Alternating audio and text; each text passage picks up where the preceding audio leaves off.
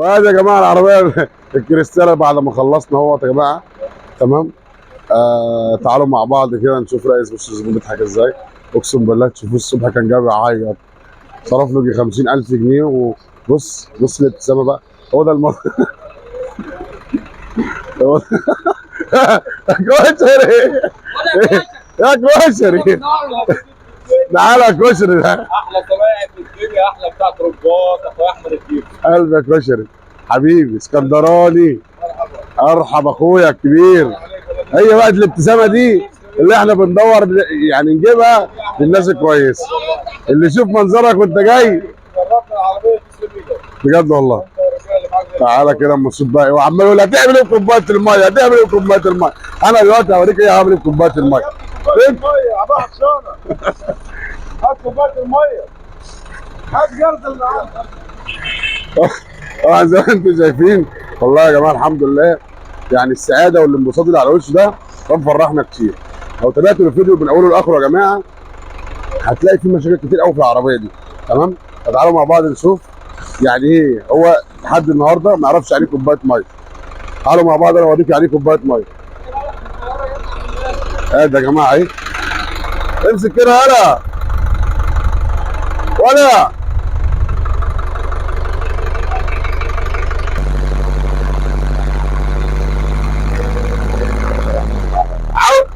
عاوز كوبايه الميه ليه بقى اهو.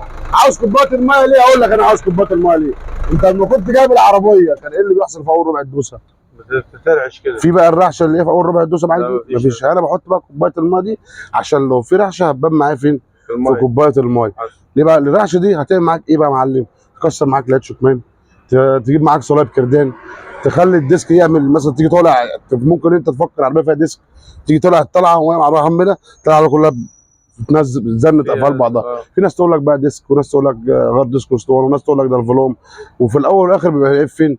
في ظبط الترومبه. زي ما انت كنت جاي والترومبه مش مظبوطه كده، الجريده مش مظبوطه والوش مش بتاعها. أيوة. والعربيه نص الكفه رايح. كنت بتشتكي ايه من العربيه دي؟ انك كنت معمر ترومبه وعمر ترومبه ورشاق كله جديد يا جماعه. دخنه تمام، وعدم السحب بتاع العربيه وحس العربيه عاليه. طب وبعد ما ظبطنا ورجعنا كل حاجه على ابوها؟ لا ما شاء الله تمام. بجد والله. والله انا جربتها دلوقتي يعني بسم الله ما شاء الله. معاك سنه انا ما عمرتلكش حاجه اهو. انا ما عمرتلكش حاجه. انا كل اللي عملت ظبطت شغلك اللي انت كنت عامله بره. تمام. والله يصلح بقى بين ايدي اللي عملها لك. من هنا من مركز الفني خدمه ديزل معاك سنه ضمان على تقفيلنا وشغلنا. في اي مشكله بتيجي بنحل بنعمل كل اللي انت عاوزه تاني على حسابنا. تمام. انت شايف بقى ايه من اللي انت شفته في مركز الفني خدمه ديزل؟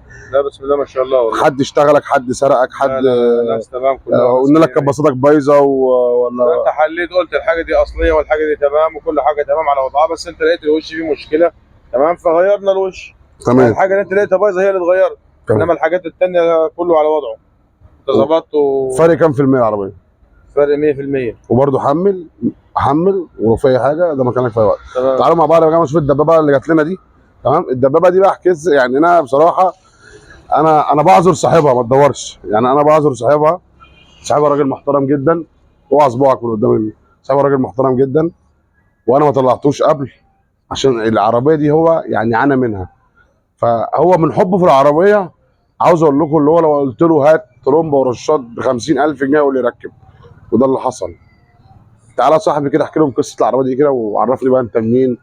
وانا ما حبيتش اطلعه لما الدم يجري في وشه تاني. العربيه دي كان اخرها معايا 80 وهي محمله، وهي فاضيه اخرها 100 110، وهي محمله لو في مطالع 60 70. بس العربيه بالصلاه على النبي طلعت جربتها مع اللوست احمد بالصلاه على النبي اول غيار. انا احكي بس ماشي سيبك بقى من خوف تسيبك من اللوست احمد. اركن اللوست احمد على جنب.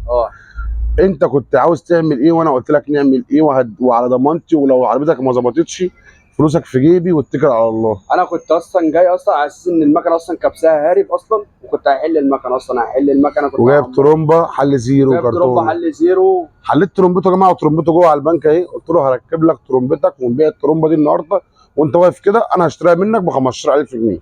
حصل فعلا. قال لي يا اسطى انا تعبت ولفيت واللي ركب له صيني واللي ركب له مش عارف ايه ومفيش اداء ومفيش جديد. قلت له يا عم مفيش مشكله نجيب طقم مرششات. قلت له بقى دي بقى الحد دي بتاعتي انا بقى ما نجيبش طقم مرششات. عملنا ايه يا صاحبي؟ غيرنا طقم فواني بس طقم صوصات يا جماعه للرشاشات والكلام ده. وطقم مسوسات. وركبنا الترومبه اللي هي الحل الزيرو. العربيه في طلعتها عملت ايه؟ لا الصلاه على النبي عليه، الصلاه على النبي عليه. راكب حق. والله العظيم ثلاثه خفت منها وقسما بالله. طب دور كده. بقول لك انا خفت منها. عربيه ما شاء الله يا باشا، تبارك الله، الله اكبر. وظابطين 4 رشات مش مغيرين، يعني زي ما انتم شايفين اهو، ظابطين 4 رشاشات مش مغيرين. تمام. طب زود العربيه كده يا صاحبي، واحده واحده، من هنا او من جوه براحتك، زود كده. العربيه كانت جايه فيها نقرصه، فيها رعشه؟ لا دي مفيش ولا هزه ولا طرقعه ولا الكلام ده كله. بس يا صاحبي يعني المفروض الراجل ده جاب تروم محل زيرو وهيركبها، اقول له او اي حد تاني يقول لك ايه؟ حط مرشد حل زيرو، وانا بركب هو خايف، يعني هو مش مقتنع. صح يا صاحبي؟ بطل كده وتعالى لي، هو مش مقتنع. بس انا كصنايعي النهارده في ايدي اغرمك وما ادكش اداء، وفي ايدي ان انا اعمل لك حاجه باقل التكلفه واديك اداء. وده اللي حصل النهارده. اللي حصل ان انا وفرت لك 15000 جنيه. عايز اقول لكم حاجه، اصلا اللوست اصلا كانش عايزني اركب الترومبه الحل زيرو. قال لي ترومبتك هروق لك عليها وبتاع هتبقى زي الفل. فيها حاجات خفيفه. قلت له لا انا عشان انا تعبت، قلت له ركب وبتاعت العربيه يا عمي في حاجات خفيفه، احنا ليه؟ انا خد يعني بيعها انت باي طريقه. انت برضو في دنيا وفي مصاريف. قال لي انا عاوز اريح دماغي والكلام ده كله. فالحمد لله من هنا من المركز الفني انت في امان، حاجتك بتركب اصلي. في اي مشكله بترجع لنا. يا بنديك ترومبه، يا بنديك بضاعه جديده، يا بنديك فلوس. المهم في القفله ان احنا ما بنمشكش زعلان. واي بقى حاجه تحصل بعد كده، او مثلا لا قدر الله ماسوره جابت جاز، حاجه جابت ميه، حاجه، ده كله ده وارد يا جماعه، اللي من الضغط والكلام ده كله. بس برضه ما بنسيبكش. في اي مشكله بترجع لنا، في اي مشكله بنجري ورا منك. عندي ما شاء الله بدل يعني الاستاف جاهز في اي وقت، معانا اداء، معانا العربيات، معانا كل حاجه. بنطلع وراك في اي مشكله. لو في اي مشكله احنا بنجي لك، في اي مشكله في اي ترومبه بنبعت لك ترومبه غيرها، بنبعت لك رشاشات. المهم اللي احنا ما بنوقفش حالك او ما بنعملش زي الورش نقول لك ده عيب ميه والكلام ده كله. طب الراجل ده وهو شغال قال لي كلمتين، قال لي يا استاذ احمد انا بقول له عايزين نغير الفلترات. قال لا معلش عشان خاطر الفلوس. قلت لك ايه؟ قلت له خلي الفلوس دي فيها، خليها في الاخر. واللي انا حسبته ولو معكش فلوس لقيته. تعالى اوريكم بقى بعد ما هو مثلا هو مركب طقم فواني ومركب ترومب محل زيرو، هنقوم مثلا ندخله في 21000 جنيه. هو اللي جاب ترومبته عشان ما حدش يقول لك انت لبسته في الحقيقه. احنا ممكن كنا نبوظ ده كله في يعني في تجربه. الحوض زي ما هو محمد دلوقتي، الجاز اللي كان فيه ماشي مفيش مشكله. لما حلينا الفلتر لقينا احنا طلعنا من الفلتر لقينا بقى كميه ميه قد كده. يعني انا شويه الميه دول لو على شويه الشغل اللي عملناهم دول كنا هنروح اول ما يوصل البيت وكل اللي عملناه ده باظ. يا جماعه لكل اخواتي بتوع الترومبات الكبار وانا اصغركم، اي عربيه تخش لك مالكش دعوه بالزبون. يقول لك لسه مغير امبارح، اعمل دور الجاز اللي جه يضرك في شغلك، وهيضر الزبون قبل ما يضرك، لان انت بركب كل حاجه قدامه جديده. فلو لا قدر الله حصلت حاجه انت هتقول له ماليش دعوه. فلا، فهي مش هتاخد منك 10 دقائق. اي عيل صغير ينزل يحل زي ما احنا بنعمل. فانت تحافظ على الزبون. الزبون مش فاهم. ربنا يستر عليكم. من مركز الفني خدمه ديزل، واي حد عنده اي استفسار انا تحت امركم. وهرجع واقول لك بلاش ميكانيكي يلعب لك في الترومبه ورشات، عشان ترومبه ورشات يا جماعه ليهم حاجات كده معينه ما ينفعش الميكانيكي بعد احترامي ليه مش هيفهمها.